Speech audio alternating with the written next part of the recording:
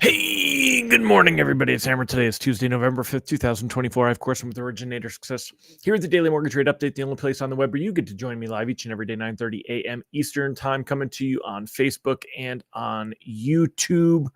Glad to have you here. If you're here this morning, say good morning. If you're watching on the replay, don't forget, give me a hashtag replay. Let me know that you're here in the comments. Give me a minute to get a drink here.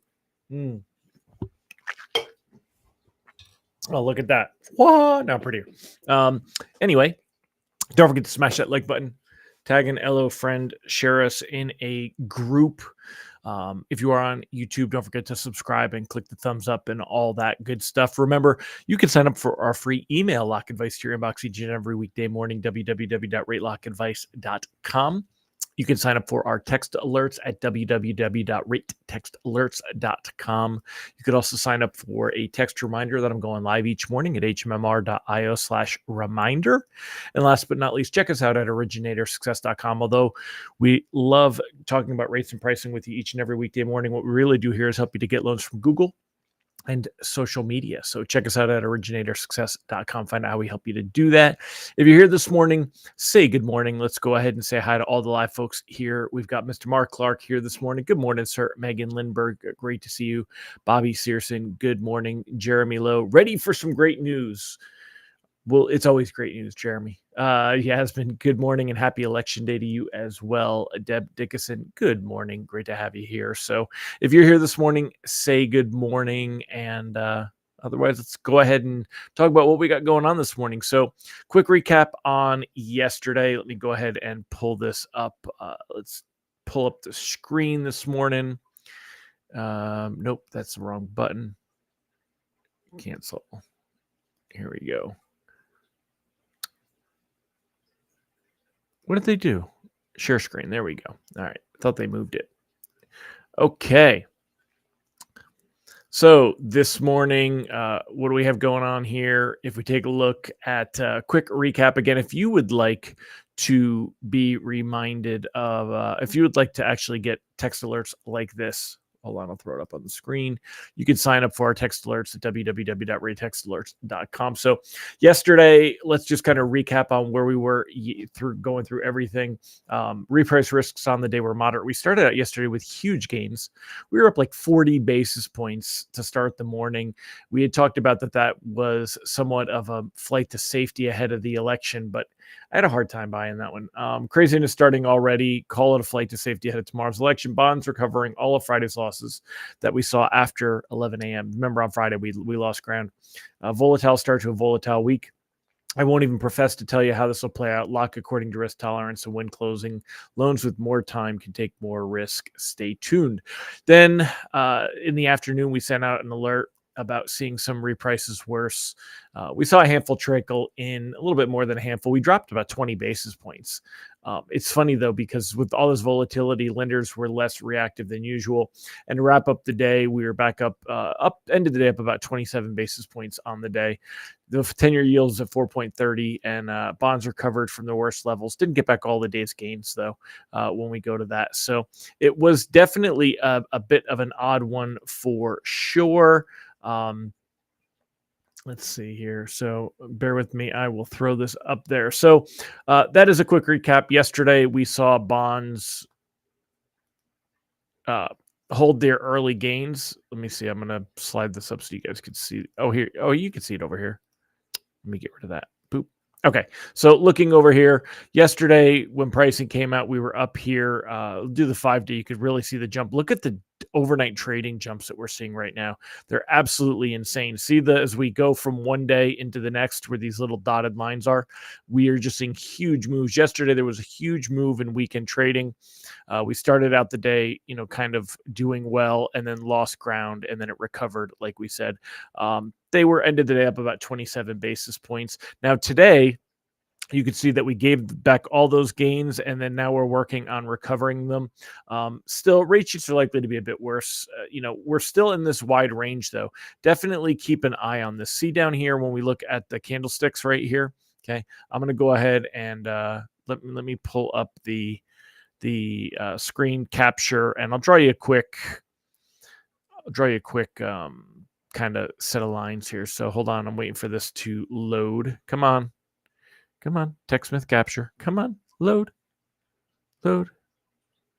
Don't load. Load. Come on. Load. All right, there it goes. Man, it took a long time today. All right, so if we just take a quick screenshot of this here, and oops, grab this one, put that one. I mean, we could actually arguably put it here because do you see how we've got these tails, these little tails here? We could arguably put it there, and then this one would be up about here. Okay, so we have this range here that we're kind of playing in. Look at all these arrows keep popping up. All right, so we've kind of got this range here that we're playing in. Arguably, you could actually say that this range goes up to the 200-day moving average right about here. You could even say it's actually even a very wide range. But even if we want to kind of pare that down a little bit, you're looking at, we've seen bonds, even if we pull this down a little bit, we've seen bonds that are holding within this range. We're not continuing like here. See how we kept going lower, then there's a little bit of a plateau. Then we dropped lower, and then they've dropped lower, and they were kind of holding within this bottom section here. And so we're still very much there, even though we're in the lower end of that. Not that the technicals or anything else are going to make a difference. Things are going to get a little wacky-pataki over the next few days. Reprice risk, of course, on the day is high. Why is reprice risk high? Well, I mean, we could see some knee-jerk reactions as the day unfolds. Could see what's going on. Right now, the 10-year Treasury yield, let me pull this up over here so it's next to me. Right now, mortgage-backed securities, they're down 8 basis points. 10-year Treasury yield, I have to refresh this so I can scroll, but I think it was 4.31. Yeah, 4.32 actually, if we round it. 4.31 if we're good here as it zips down a little, but it's holding. Same thing. We're kind of holding out here. You could see that on Friday we had a big breakout event with the jobs data. Very strange reaction to all of that, but otherwise it's still a gradual increase and it's continuing to do so. But we're going to see where things go over the next couple of days. I mean, as far as an outlook goes, buckle up and hold on. Unless we see a clear winner tonight, tomorrow, and including a concession, you'd need to see a concession speech. We're likely to see more drama. As we head into the Fed meeting. Oh yeah, there's a Fed meeting, right? It's almost like that's totally lost ground. So let's take a look at some of the headlines and go over this stuff tomorrow or together. Good morning, Amy Blauser, Thomas Wolf. Great to see you. Mike Schmulgan, Angela Walters, Cindy Pulliam, Alan Christian. Morning, sir. I just got back in the office, so I saw your message. I'll get back to you soon. Rob Stewart, good morning. Mike Brown, great to see you here as well. So taking a look here, of course, everything's going to be here. So is it a Trump trade? Is it a Harris trade? According to what I read, almost everything says that we're currently pricing in a Trump win. Again, I don't want to get into anybody getting their knickers in a twist over politics, but the reality is that markets believe that Trump is generally going to be the winner here on this one. Trump trades wagers that would profit from his platform of easy fiscal policy, high tariffs, low immigration, and loose regulation have been front and center on Wall Street for weeks. This meant buying the dollar against peers such as the peso, yen, and yuan.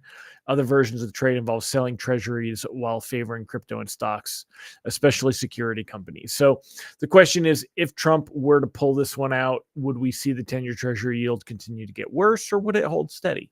If Harris were to win, would we see this actually drop? I don't think we see much of anything. I do think we're going to see a lot of what we see down here in a lot of squiggly lines. We're going to see more volatility. It's just a lot of volatility. But when we step back and look into it, really, I think as it comes to the actual election, it's going to take time for it all to play out. We can expect immediate volatility, but when you look at actual rate sheets are not going to move that much more from where they're at now. Again, we are back up into the ugly sevens. We improved a little bit yesterday on rate sheets, capped out at about 7 and an eighth right now. We're back down, still within 7, but better pricing maybe. And I don't think we're going to see necessarily a big jump or move in bonds. Now stocks are going to be very volatile. Bonds a little less so. The 10-year treasury yield, I think, is again reflecting a lot of that. We've seen just a lot of the movement higher. There's arguments that the 10-year will go up to 5% by the end of the year. I mean, I've seen everything that you could see argued about this stuff, right? But taking a look at some of the other things here, when we look at the Fed, futures, it's still an expectation of a rate cut on Thursday. Expectations of a December cut have increased. So that is actually advantageous to mortgage rates. This is a little bit better. Again, the idea that the Fed is going to cut rates and that's going to add to inflation, I don't think we need to be buying into that. I've said this before. I'll kind of clarify again. The speculation here is that the Fed funds rate has overshot neutral. It's too high. So by bringing it down, it's going to bring it to a neutral level, which is not inflationary. At least it's inflationary to 2% because the Fed's target is 2%. Last time we got the PCE data last week, arguably it was 2.1% for annual. So we're right there with the Fed, inflation rate. And the idea here, if the Fed were to continue to go down too much, that would be inflationary. But as we look into 2025, which is kind of what we have to keep a focus on, it's still a coin flip on where we stand there. Will we continue to see rate cuts into January, into March? Speculation that we could drop into the threes with that Fed funds rate, still pretty prominent, 30%. But there's a very strong consensus that we could hold somewhere around 4, which would mean that there's a rate cut missing somewhere, either by the time we get to March or somewhere in between. So definitely going to keep an eye on that. Much less talk about the funky Friday labor market data now. It's kind of surprising. So anyway, of course, looking at the headlines, it's all the same stuff. Stocks churn as Wall Street waits on the election. Markets looked relatively subdued early Tuesday trading. Nerves are running high as traders anticipate a long night of ballot counting and the potential for sharp swings no matter the outcome. There's articles quoting people that are talking about how they're going to be in there all night. And that's the thing. Markets are technically closed. So what does this mean? It means we're going to wake up on Wednesday morning to some who knows what. We don't know what tomorrow's open is going to look like. And that's why, of course, you have to be locking according to risk tolerance right now. I would figure that almost everything has been locked by now that needs to be locked, which is why we're cautiously floating through all this. But if you have something closing in the next couple of weeks, I mean, if it hasn't been locked by now, you almost have to scratch your head and wonder why. But if tomorrow we're going to see more volatility. We are going to continue to see crazy swing moves. But remember, 99.7, we've been at 99.7 a few different times over the last few days. Here we were at 99, same thing, right? We'll call it 99 and a hair. We were there on the day before Halloween, which was Wednesday. On Halloween, we were there on, almost every day we've touched this rate, this thing. So we're not seeing, like I said, we're not seeing any real movement with bonds right now. They're down, they're up, they're down, they're up, they're down, they're up, they're down. Even though this one's red, it's still up. Look at how much higher it sits than the other ones. It just means that we actually lost ground during the day, but it started out because of overnight trading so much higher, right? So, you could see that we've really just basically drawing a line in the middle. We're right about there, right around 99. And that's where mortgage-backed securities are holding. Anything as we're right around this 99, we're not seeing rates really move from here. Now, that's where what happens next. Are we going to see a big dip down? Are we going to see this drop? Are we going to see this bounce?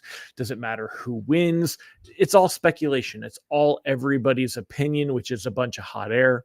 So that's why I'm not throwing anything out there. Loans with time, though, again, as we get into the Fed meeting, are we even going to be talking about that before Thursday? It's almost like no, right? Everything, of course, hyper-focused on the election. So we're going to see some continued reaction to this. What you see now across markets, no one is ready to take a clear investment position on the election. The uncertainty is palpable across all asset classes. There's such a massive gap between the program, the two candidates, caution is of the essence. So which they say that, but at the same point, one thing that both candidates seem to share is the idea that they will cause national debt to increase, which means more treasuries, more borrowing. So that's something that's going to hit us no matter what. Tim Klyla said, "I'm giving up hope that any of this is going to make any sense for a while," and that's exactly the case. I agree with you. I mean, nothing's going to make any sense for a while. So we'll continue to ride this through. One thing to note: I know a lot of consumers, they were talking about waiting until after the election. That was a big thing that was going on. Is everyone was like, well, after the election. So the good news is that at least that will dissipate. It'll no longer be an objection that we get after the election. But now it really just becomes that kind of that situation where it's like, okay, well, what do we do with this, and where do we go from here? The reality is that if it was risk averse, it should absolutely be locked. No matter how much rates suck now, they still suck. They're going to suck. How much higher are they going to get? I don't think they're going to go much higher. I really don't. I don't think it matters on who wins. Just my opinion. It's really, I can't even tell you it's a forecast, because there's no clear reason to bet on anything. For every 10 justifications I can give you on how I feel something, they all tend to be different than how things turn out lately, right? Again, it's gotten longer now, but just a couple months ago, I thought we were clear sailing. Never thought we'd have to worry about seeing the sevens again in this round, and here we back are in the sevens, very firmly in the sevens, and it's not fun. It's not great to see this at all. What it is doing is it's slowing down the housing market, which actually is what the Fed wanted to see anyway. So we'll see on some of that, but anyway, it's so great to have all of you here. Anyone want to chat? Who do I don't want to open up the can of worms and ask y'all, but if anyone does want to, who do you think is going to win? Doesn't necessarily mean that you are happy about them or going to vote for them, but who do you think is going to win? That's the question of the day. Who do you think will pull it off? If you choose to answer this, I'm going to throw my answer on there. Who do you think wins? I'm going to say this not just for the presidency. I think Trump wins the presidency, and I also think it's a red wave. I think we're going to see a red wave. That's my opinion. What I've noticed about polls, nothing's committing to anything, and I think they're all highly inaccurate. But I do think we're going to see a red wave. I think we're going to see a red Congress, and I think we're going to see Trump win. Again, not putting out there how any of the issues or things like that. I just my view of what I think is going to happen. I think Trump is going to pull it out. I think that it has been made closer in the media than it's led to believe. My opinion, even media like Bloomberg and Wall Street Journal has become very left leaning, more liberal, more blue, if you will. And if Kamala was if they could push her farther ahead, then I think they'd be crowing that she was ahead. I think we'd see a lot more of that. The fact that they're saying how tight it is makes me think that Trump has quite a lead. Again, I don't know how that makes you feel. I'm not here to get too deep into it, but I think we can all be adults and we're all friends. We could talk about this kind of stuff. I think their policies will be, remember when Trump won the first time around, mortgage rates went up because everything's great for stocks and business and deregulation, but that's not really great for bonds. So it doesn't necessarily mean a Trump win would be great for mortgage-backed securities and the treasury yields and things like that. I think we're holding these rates for a while. I don't think they're going to go down too much. I think we'll fall back into the sixes, but that's about it. Deb said a very 2016 feeling. Yeah. Karen, you think Kamala will win? Lisa thinks Trump will win. Jimmy thinks Trump will win. What do you guys think about Congress? Who do you think is going to win in Congress? Do you think we'll see a gridlock where we get a blue president and a red Congress, or a red president and a blue Congress? Or do you think we'll see a wave? I think we're going to see a wave. Good morning, Brandy. We are, as adults, not saying who we want to win, but who we think is going to win, because that can be different. You can be voting that you want Trump to win and think Kamala's going to win. So, I mean, that's there. Yasmin said Trump, the current administration made fatal mistakes with immigration and the economy. I think they did. I've also, again, just having an adult conversation about this.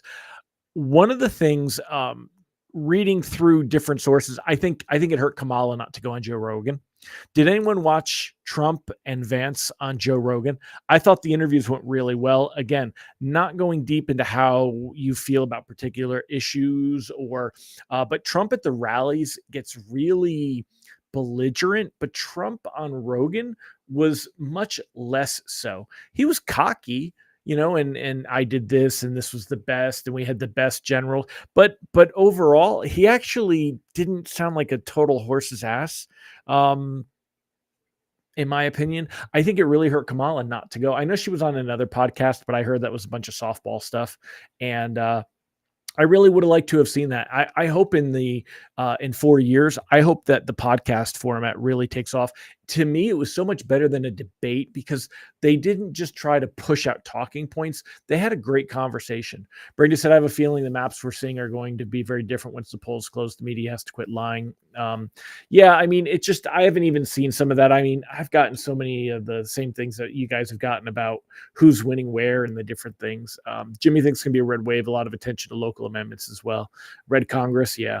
I do think it's going to go red. I think people are frustrated, and so where I was going to is I felt like Kamala really has done a lot of politicking on Trump being a evil or bad or whatever, and it's the not Trump vote. Whether that's enough to carry things, I don't know. And that's the thing. I didn't really feel like I mean, I tried. I didn't feel like I got anything out there where Kamala said, hey, this is what my presidency would look like. This is what we would do. There was a lot of high level, vague, we'll do this kind of a thing, but they didn't even go any deeper on anything. So, when I listened to, like, say, Trump's interview, and he talked about, when I was president, we did this, and when we did this, and when we did, he kind of alluded back to a lot of things. I didn't feel like Kamala was able to do that, or necessarily even wanted to do that on this. She didn't claim to be a part of or take credit for a lot of the current administration stuff the last few years. And I think all of that kind of comes into play with all this stuff. So, and then at the end of the day, it's really just about the how are the particular, the whatchamacallit, electoral college. I definitely went deeper on the electoral college. And good morning, Mr. Randy Teagle. Anyone else that has looked at the electoral college, there was a part of me that figured, why don't we go with the popular vote, right? And then I read more up about the electoral college and how that works, and it's pretty fascinating on kind of that breakdown. So anyway, my friends, I'm going to wrap it up. Thank you so much for joining me. Thanks for the conversation, and we will see what tomorrow brings. Do expect a lot of volatility. If something needs to be locked in, it should be locked in right now, because we don't know what is going to look like when we wake up tomorrow. We could see, we could be up 25, 30, 40 basis points. It could be down 25, 30, 40 basis points. Then we're going to be rolling into that Fed meeting. So good morning, Nathan Einkorn. Nathan, we were asking, what do you think? Who do you think is going to win? Not necessarily who are you voting for, but who do you think is going to win?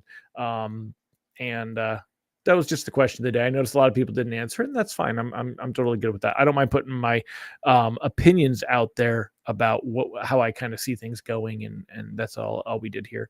Nice adult conversations. Yeah, I know you think that it's going to be Trump. I would figure. I wanted to give you the opportunity to answer that, though. But I know your beliefs, and you and I actually share a lot of common stuff. We've had conversations. So Michael Love, good morning, sir. Great to see you. All right, y'all, I'll see you tomorrow. We will see how things go and discuss what, again, I wonder if we'll see a concession. I wonder if we'll see a clear winner tomorrow morning. I think we will. I really do. I think we will. I think it's going to happen. So I think Trump's going to pull it out. I think we'll see a clear winner tomorrow. I don't think they're going to have to draw this one out, but we'll see. We'll definitely see. So take care, Deb. Take care, everyone. And who makes for better rates? Arguably Harris, Randy, but not long term. But maybe more immediate reaction. It would unwind some of the Trump trade if Harris were to win. Rates aren't going to improve that much either way. You're talking an eighth of a point. 30, 40 basis points in bonds, maybe a quarter point on rates, but I don't think you're going to see anything that's even that high. So there you go. All right. I'll see you guys tomorrow. Take care, everybody. And we'll have some fun seeing where this goes. Bye-bye.